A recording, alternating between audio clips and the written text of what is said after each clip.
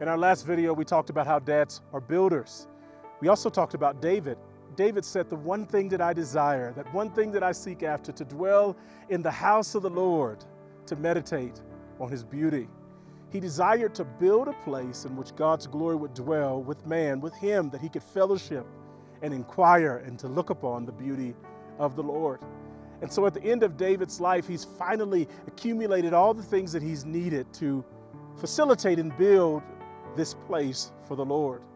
And so he gathers all the people together and he looks at his son Solomon and he charges Solomon to know the Lord God, to seek him with all of his heart. And he said, God has chosen and called you to build this place for his glory to dwell. I think about the idea that we are called to instruct and to teach and to prepare our children.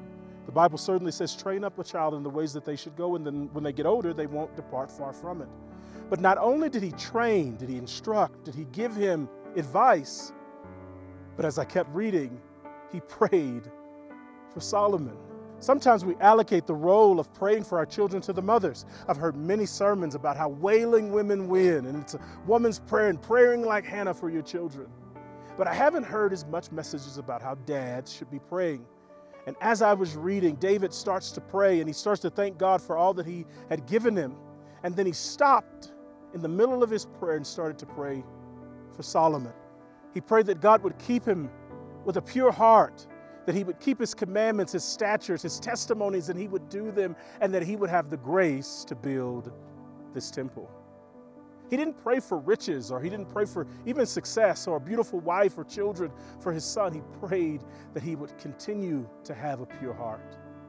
Dads, we ought to be praying for our children, praying that they would not deviate from the laws of God, that God would keep them pure, that God would keep them straight, that they would love God and follow him all the days of their life, and that he would give them the grace to do all that he's put in their heart or called them to do. Every day, we should be blessing and praying for our children, asking God to keep them in all of his ways, that they might have a testimony, a great testimony that they could share with their lives. So dads, I challenge you today. Don't just instruct, don't just build, but pray for your children, because dads pray.